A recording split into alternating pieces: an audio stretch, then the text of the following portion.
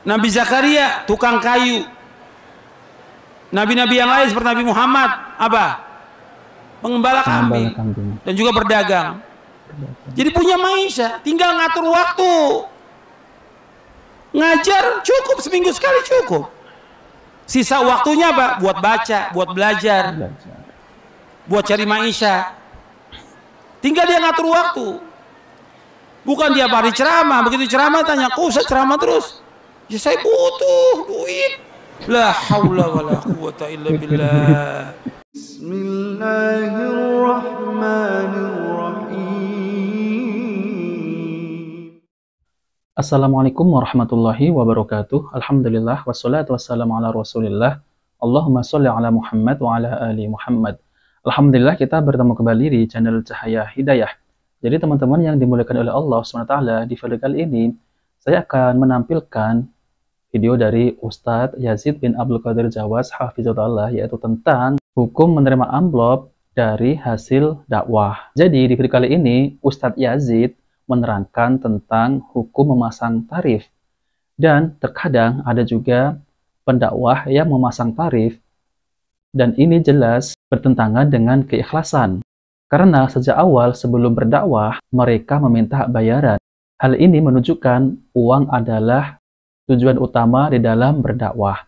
Nah, teman-teman semuanya, lebih lengkapnya saya akan tampilkan penjelasan dari Ustadz Yazid bin Abdul Qadir Jawas Hafizahullah Ta'ala. Mari kita simak videonya. Bagaimana hukumnya seorang ustadz atau dai atau kiai yang menerima amplop upah setelah dia dakwah atau mengisi kajian?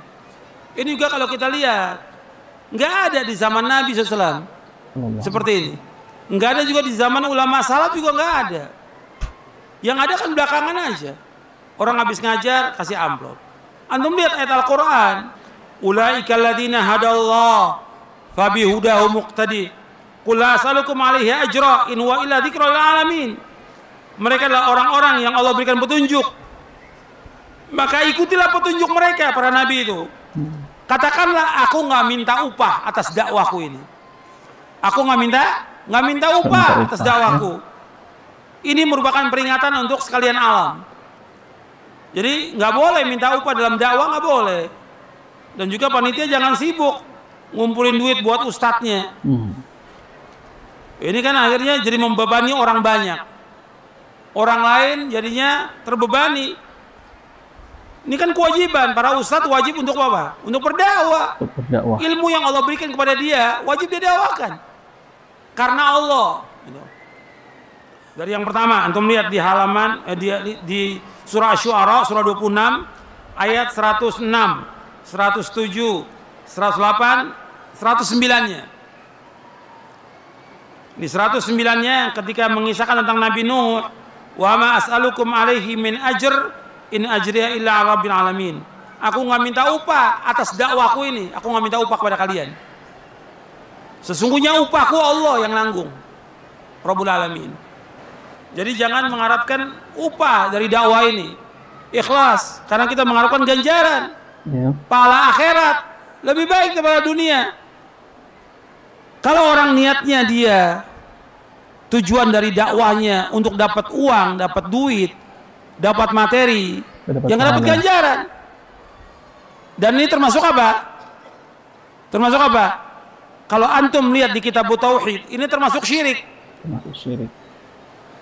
Di dalam kitab Tauhid, nanti antum baca ya, syarah kitab Tauhid. Bahasa Indonesia, syarah kitab Tauhid. Di kitab Tauhid ada bab riya.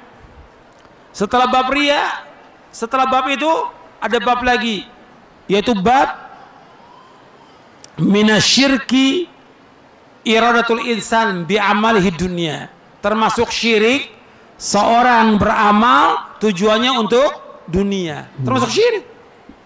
Dibawakan dalilnya, ayatnya dan penjelasannya. Makanya itu harus hati-hati. Kalau seandainya dia mengajar, dia karena Allah, dia ikhlas, kemudian suatu waktu dia orang mengasih, dia orang kaya, dia mampu, ingin memberikan hadiah, ya nggak apa-apa, boleh. Tapi bukan itu yang dia cari. Kalau sekarang banyak ustadz ingin mengumpulkan apa? Harta. Dengan dia berdakwah ini. Dakwah ini karena Allah. Antum lihat para nabi, para rasul, susah hidupnya, tapi mereka punya maisha sendiri. Jadi para dai, di samping dia dakwah, dia harus punya apa? Maisha, mata pencarian. Antum lihat Nabi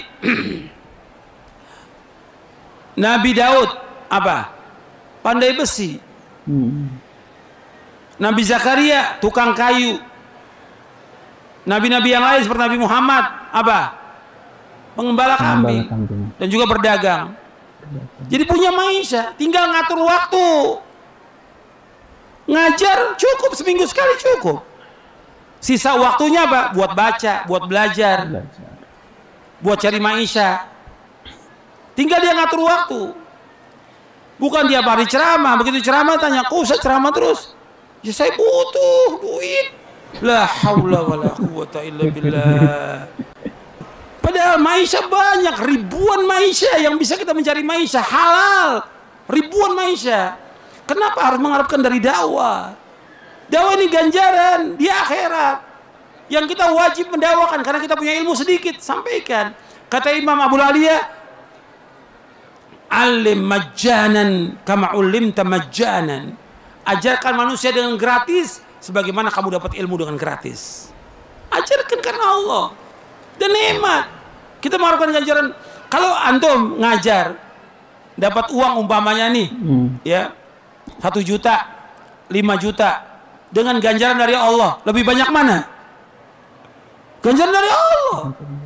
Karena orang yang mengajarkan ilmu, kalau dia ikhlas karena Allah, semua makhluk ini memintakan ampun pada dia. Hatta ikan-ikan di lautan memohonkan ampun kepada yang mengajarkan kebaikan. Keutamaan gak ini? Belum ganjarannya, belum pahalanya, belum yang lain. Dan didoakan kebaikan oleh semua makhluk. Kenapa mengharapkan dunia? Jadi ini harus diperhatikan yang seperti ini. Kecuali kalau memang ada dia ngajar di pondok yang dia nggak punya maisha kecuali itu, yang memang yayasan atau juga ada orang kaya atau pemerintah memberikan gaji untuk dia, nggak apa-apa, boleh, secara hukum syari boleh. Seperti yang terjadi di Timur Tengah. Kalau Timur Tengah itu kan imam-imam atau para ulamanya jadi gaji oleh pemerintah, nggak ada masalah, boleh. Nggak ada masalah ya. Gitu. Tapi tetap dia harus mendakwakan dengan apa? Ikhlas karena Allah. Tetap itu keikhlasan terjaga itu. Dan ini yang bisa saya sampaikan. Mudah-mudahan kajian ini bermanfaat untuk saya, untuk antum sekalian, mendapatkan keberkahan dari Allah Taala. Dan terima kasih kepada semuanya, kepada pengurus masjid, kepada seluruh panitia, dan semua yang hadir. Mudah-mudahan antum mendapatkan ganjaran yang besar. Terutama juga yang dari jauh, antum sudah usaha datang ke tempat ini, menempuh perjalanan yang panjang. Mudah-mudahan perjalanan antum diberkahi oleh Allah Taala, mendapatkan ilmu yang bermanfaat, dan mudah-mudahan Allah memberikan taufik kepada kita untuk dapat mengamalkannya dengan ikhlas dan ittiba. Wassalamualaikum Muhammadin SAW. Kurang lebihnya saya mohon maaf. Subhanakallahumma bihamdik, asyhadu an la ilaha illa anta, astaghfiruka wa atubu ilaik. Assalamualaikum warahmatullahi wabarakatuh. Nah, teman-teman semuanya, itulah penjelasan dari Ustadz Yazid bin Abdul Qadir Jawas hafizahullah ta'ala, yaitu tentang terkait masalah hukum mengambil upah dari hasil berdakwah. Jadi jangan disalahpahami ya teman-teman ya. Ini adalah penjelasan yang sangat ringkas ya tentang masalah hukum ini ya. Jadi kalau ada seorang ustadz yang mematok harga, misal kalau ngundang saya harus bayar berapa puluh juta. Nah, ini yang tidak dibolehkan dalam Islam ya. Dan tadi sudah dijelaskan oleh Ustadz Yazid ya tentang masalah ini, yaitu seorang ustadz itu walaupun dia berdakwah tetap harus ada mata pencaharian. Seperti sebagai contoh ya teman-teman ya, Ustadz Dr. Khalid ya. Yang saya tahu, Ustadz Dr. Khalid Basalamah MA itu adalah seorang pendakwah dan juga seorang pembisnis. Jadi beliau itu berdakwah, di samping itu juga beliau berbisnis, yaitu bisnis restoran ya. Restoran Ustadz Khalid. Kemudian Ustadz Khalid membuat travel umroh, kemudian haji ya. Itulah ustadz-ustadz yang berdakwah kemudian mempunyai mata pencarian berbisnis. Jadi tidak harus kita itu menjagakan untuk dakwah saja, untuk mencari fulus. Nah, itu tadi sudah dijelaskan oleh Ustadz Yazid ya tentang terkait masalah itu. Jadi saya akan jelaskan sedikit tentang masalah ini ya. Yang pertama ya, saya akan bacakan hadisnya, yaitu hadis dari sahabat Abu Hurairah radhiyallahu anhu. Nabi Shallallahu alaihi wasallam bersabda dalam hadis yang sahih, siapa saja yang mempelajari satu ilmu dari ilmu-ilmu yang harus dipelajari karena Allah Azza wa Jalla, seperti ilmu syar'i dan lain-lain, tetapi dia tidak mempelajari ilmu itu kecuali hanya untuk memperoleh keuntungan duniawi, maka dia tidak akan bisa mencium bau surga pada hari kiamat. Hadis ini diriwayatkan oleh Ahmad, Abu Dawud, dan Ibnu Majah dan disahihkan oleh Syekh Al-Albani. Kemudian hadis yang kedua, hadis dari sahabat Abdullah bin Abbas radhiyallahu anhuma, Nabi Shallallahu alaihi wasallam bersabda, sesungguhnya upah yang paling berhak Anda dapatkan adalah upah dari mengajarkan Al-Quran. Hadis riwayat Az-Zarqani dinilai sahih oleh Syekh Al-Albani dalam Sahih Al-Jami'. Syekh Abdul Karim Al-Khudair, ulama senior Saudi Arabia hafizahullah, menerangkan makna hadis ini. Jika mengambil upah dari mengajar Al-Quran diperbolehkan, maka mengambil upah dari mengajar ilmu yang lain itu lebih dibolehkan. Dua hadis di atas tampak berbeda ya teman-teman ya. Karena yang satu tampak melarang mendapatkan upah dari mengajar ilmu agama atau berdakwah, sedangkan hadis yang satunya tampak membolehkan. Bagaimana cara memahami kedua hadis ini ya? Kemudian saya akan jelaskan. Selama bisa dikompromikan, yaitu al-jamu', maka itulah solusi pertama dalam memahami hadis-hadis atau dalil yang tampak bertentangan. Karena metode mengkompromikan al-jamu', hadis-hadis sebagaimana dijelaskan oleh para ulama, adalah metode pertama yang harus ditempuh ketika mendapati hadis yang tampak bertentangan. Disebutkan di dalam kaidah, mengkompromikan dalil itu lebih utama daripada memilih salah satunya. Cara mengkompromikan kedua hadis tersebut adalah yang pertama, hadis yang menerangkan larangan dari riwayat Abu Hurairah berlaku pada da'i yang menjadikan uang atau imbalan duniawi sebagai niat utama. Jadi kalau ada seorang kiai yang mematok harga ya, kemudian mata pencahariannya itu memang dia itu melalui dakwah ya, berceramah, terus mematok harga. Nah, itu jatuh dalam hadis yang pertama ya. Niatnya itu ya, karena ingin mencari uang dari hasil dakwah ya. Niat pokoknya tetap karena berharap pahala dan surga Allah ya. Namun ia tetap diberi upah ya. Jadi niat pertamanya itu adalah kita berniat berdakwah itu niat untuk Allah ya, untuk mengharapkan ridha Allah, untuk mengharapkan pahala Allah. Itu yang niat pertamanya ya. Kalau nanti dikasih upah, ya itu tidak menjadi masalah. Kesimpulan ini sebagaimana keterangan dari Al-Mubarakfuri rahimahullah di dalam syarah Mirqatul Mafatih saat menerangkan hadis Abu Hurairah radhiyallahu anhu di atas. Beliau rahimahullah mengatakan, tidak akan bisa mencium bau surga pada hari kiamat. Maksudnya untuk orang-orang yang belajar agama hanya untuk mencari kenikmatan dunia. Nah ini ya, jadi belajar agama itu hanya untuk mencari fulus ya, kenikmatan dunia.